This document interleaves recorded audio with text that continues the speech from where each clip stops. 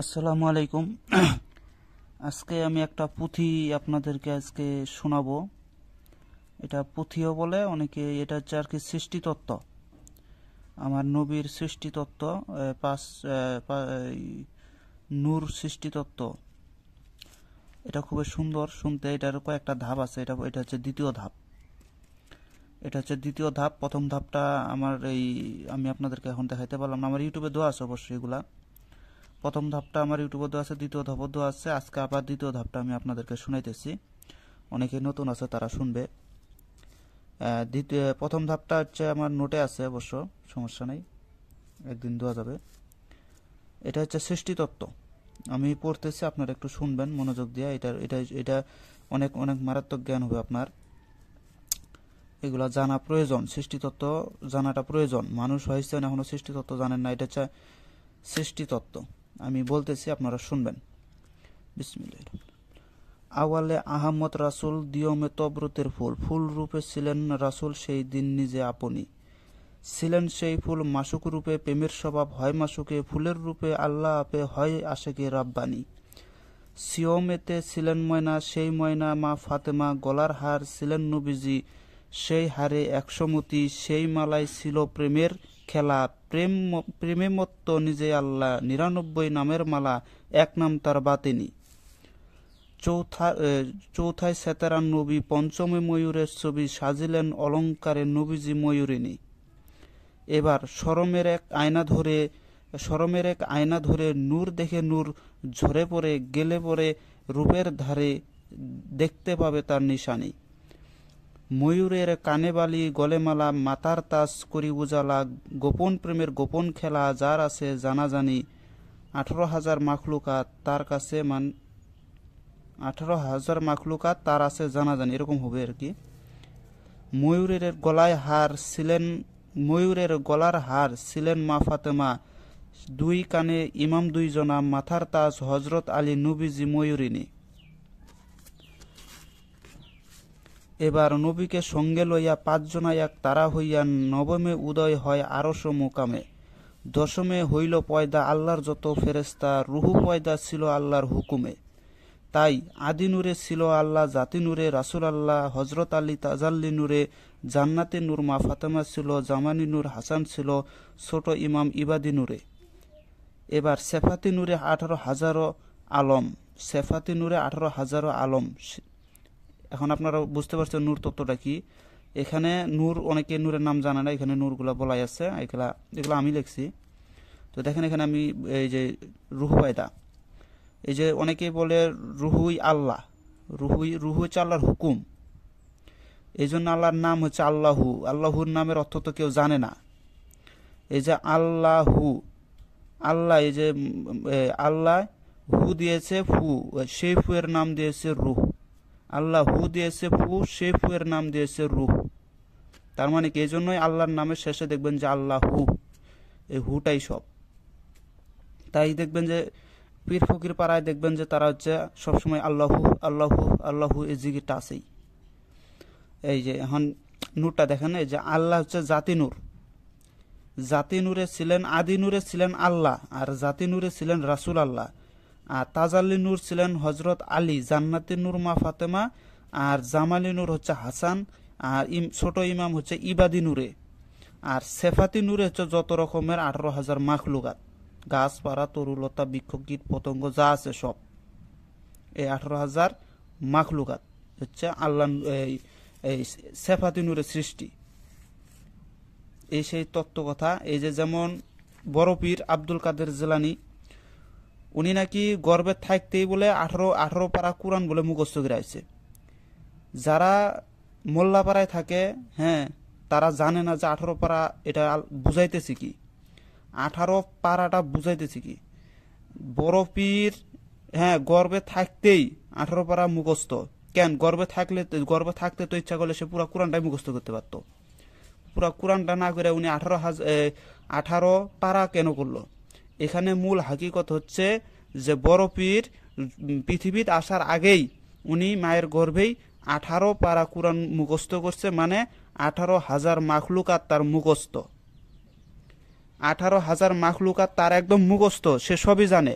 কোথায় কি হবে না হবে সবই জানে সে। আগাম বার্তা হবে কোথায় কি, কোন মানে কীট পতঙ্গ তরুলতা মানুষ বৃক্ষ যত কিছু সব তার মুখস্থ, সে সবই জানে, অন্তর্যামী এক কথা।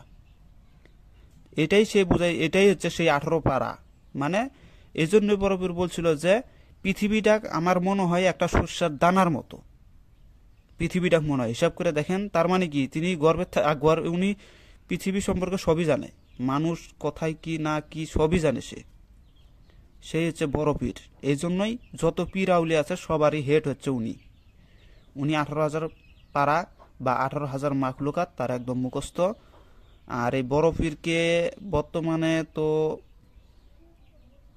মানে এটা যাই হোক, আমি অত তলে না যাই। তো যাই হোক, আমি এটা আপনাদেরকে একটু শোনানোর জন্য করে দিলাম, যাতে আপনারা বুঝতে পারেন। এখানে যদি যে বুঝতে পারেন তাহলে সবই বোঝা যাবে, আর যদি বুঝতে না পারেন এই জন্য হচ্ছে যারা জ্ঞানী মানুষ তাদের পাশে বসে একটু গল্প করবেন, যত পারবেন গল্প করবেন, অনেক কিছু শিখতে পারবেন, জানতে পারবেন। এই যে আল্লাহর কিন্তু মোট কিন্তু 100টা নাম, তার ভিতরে 99 নামটা আমরা ওই যে মোল্লাপাড়ায় পাওয়া যায়। মোল্লাপাড়া অর্থাৎ এই যে মুন্সি, হুজুর, মাওলানা এদের কাছে 99টা নাম পাওয়া যায়, বা কিতাবাদিতে পাওয়া যায়, কোরআন এই আপনার ওই ছোট ছোট কায়দার বই ওগুলাতে পাওয়া যায় 99টা নাম। একটা নাম শুধু পাওয়া যায় না, সেই একটা নামটা কি, এটাই হচ্ছে। এটা নিয়ে আবার অনেকে ব্যবসাও শুরু করে দিচ্ছে ফকির পাড়ায়, যে মুরিদ হলে পারে তোকে আমি একটা নাম দিয়ে দেবো, এই নামে জপ করবে, আল্লাহ তোর সাথে এসে দেখা করবে। এগুলো ব্যবসা শুরু হয়ে গেছে। আসলে ভাই, একটা মানুষ যদি জানতে চায় তাকে বলাটা ভালো, সে যদি ওইটা বিষয়ে জানতে চায়। এটা নিয়ে তো আর ওই মুরিদ হলেই যে তাকে বলা যাবে এমনটা কোনো কথা না, আর মুরিদ ছাড়া যে বলা যাবে না তাও কথা না। উনি যদি জানতে চায় অবশ্যই বলা যায়, কিন্তু এগুলা হচ্ছে হাকিকতের কথা। সবকিছুই তো আল্লাহ হচ্ছে, এই যে আমরা দেখেন আমাকে দেখতে দেখা যায় মানুষের মতো, এরকম। শরীয়ত হচ্ছে ভাই ব্যাখ্যার ব্যাখ্যা। শরীয়ত শুধু ব্যাখ্যাই দিবে, শরীয়ত শুধু বলবে যে আল্লাহ আছে, ওই দেখতে পারবে না, কিন্তু ওই বলবে আল্লাহ আছে, আল্লাহ বিশ্বাস করি, মানি, এতটুকুই বলবে ভাই, কিন্তু ওই দেখতে পারবে না। আর দেখতে গেলে মারফত অর্থাৎ হাকিকতে যা ঢুকতে হবে, তাহলে আপনারা আল্লাহকে দেখতে পারবেন, জানতে পারবেন, বুঝতে পারবেন, চিনতেও পারবেন। হ্যাঁ, আর তাই বলে আবার অনেকেই ফকির পাড়ায় আবার অনেকেই আছে যে শরীয়তকে একদম মানেই না, শরীয়তকে ফালাইয়া দিছে, ওরা শুধু মারফত নিয়ে পড়ে থাকে। এটাও ভুল। এখন দেখেন, প্লাস মাইনাস যতক্ষণ থেকে এক না হয়েছে ততক্ষণ কিন্তু একটা বাড়িতে কিন্তু কারেন্ট দেওয়া যায় না। যেমন লাল তার কালা তার দুইটা একত্রিত করে একটা বাড়িতে লাইন দেওয়া যায়, তবে ওই বাড়িতে বাতি চলে। নারী এবং পুরুষ যতক্ষণ এক না হয়েছে সে পরিপূর্ণ হবে না। এই জন্যই নারী পুরুষ এক হয়া যখন সে পরিপূর্ণ হয় তখন তাদের থেকে একটা বাচ্চা সৃষ্টি হয়, একটা ছেলে মেয়ের আর কি সন্তান সৃষ্টি হয়। ঠিক তেমনি শরীয়ত তরিকত হাকিকত মারফত, শরীয়ত তরিকত মারফত আর হাকিকত, মানে এই সাইডটাকে যে এক এক করে নিজের ভিতরে ধারণ করতে পারছে সে প্রকৃতপক্ষের পীর। তাকে সবাই মানবে এবং তাকে মানতে বাধ্য, সে অনেক কিছু পারে। আর যে শুধুমাত্র শরীয়তকে ফালাইয়া দিয়ে মারফত নিয়ে পড়ে আছে, ওর কাছে কিছু নেই, ওর কাছে গেলে আরো গোমরা হবে মানুষ। ওই বলবে নামাজ পড়িস না, নামাজ এরকম মারফতে নামাজ পড়, তুই শরীয়ত বাদ দে। ভাই শরীয়ত বাদ দিলে তাহলে কেমন হলো? এখন আপনি হচ্ছে হাড় মাংস যদি আপনার শরীর থেকে আলাদা করে দেওয়া যায়, আপনাকে কি দেখা যাবে? আপনাকে কি মানুষ কি করবে? একটা নারিকেল নিচে, নারিকেলের ছোকলা যদি না থাকে, নারিকেলের শ্বাসটা যদি না থাকে, ভিতরে পানিটা যদি নিয়ে যদি আপনি তুলে রেখে দেন, ওই পানির থেকে কি আর সৃষ্টি হবে? শরীয়তটা লাগবেই, শরীয়ত ছাড়া হবে না। শরীয়ত হচ্ছে একটা নারিকেলের ছোকলা, তরিকত হচ্ছে ওই শক্ত আবরণটা, আর আবরণের ভিতরে যে শ্বাসটা থাকে ওইটা হচ্ছে আপনার মারফত, আর ওর ভিতরে যে পানিটা থাকে ওইটা হচ্ছে হাকিকত। ওটাই হচ্ছে আপনার ওই পানির থেকে সমস্ত কিছু আজকে সৃষ্টি হইতেছে। মানুষের সৃষ্টিকর্তা হচ্ছে পানি। একদম শর্টকাটে একদম খোলাসা করে বলে দিচ্ছি, মানুষের সৃষ্টিকর্তাই হচ্ছে পানি বা জল বা মধু বা অমৃত বা বীর্যমণি যেটাকে যায় যেটা বলে মানুষ। আমাদের পুরুষদের ভিতরে বীর্যটা হচ্ছে সৃষ্টিকর্তা, আর নারীদের ভিতরে ওই অমৃত বা মধু ওইটা হচ্ছে সৃষ্টিকর্তা। এই জল না থাকলে একটা মানুষের সৃষ্টি জীবনও হবে না। নারিকেলের ভিতরে জল আছে দেখেই নারিকেলের থেকে আরেকটা গাছের উৎপত্তি হয়, নাইতে জীবনও হতো না। খোলাসাভাবে বলে দিলাম, মানুষের সৃষ্টিকর্তা হচ্ছে জল, পানি, বীর্য, মণি, তারপর হচ্ছে আপনার অমৃত, মধু, যেটাকে ইংরেজিতে আবার মেলালিন এগুলা বলে। মানুষের সৃষ্টিকর্তা হচ্ছে সেটাই। একটা মানুষের ভিতরে বীর্য না থাকলে আর ওর 14 গোষ্ঠীর ক্ষমতা নাই যে ও একটা বাচ্চা জন্ম দিতে পারে। হ্যাঁ, আবার বীর্য থাকলেই হবে না, বীর্যের ভিতরে আবার অনেক গুণ পদার্থ আছে। বীর্যের ভিতরে নিরঞ্জন, এই যে আমরা বলি না যে আল্লাহ নিরঞ্জন, নিরঞ্জনটাকে, নিরঞ্জনই হচ্ছে নারায়ণ, নারায়ণই হচ্ছে নিরঞ্জন, নিরঞ্জনটাই হচ্ছে জল। আমরা মুসলমানরা যেটা বলি সেটা হচ্ছে নিরঞ্জন, মানে আল্লাহ, আল্লাহকে বুঝাইতেছে আর কি।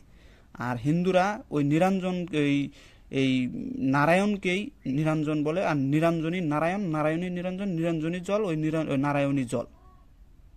খোলাসাভাবে বলে দিলাম। নারায়ণ নারায়ণ যে করতেছে, নারায়ণটা কি একবার দেখছেন খুলে? নারায়ণ হচ্ছে এই মানব দেহের পুরুষ জাতির যে শুক্রাণু, সেটাই হচ্ছে নারায়ণ, ওটার ভিতরেই সমস্ত খেলা খেলতেছে। তো যাই হোক, আজকে অনেক কিছু ভাঙাই দিলাম।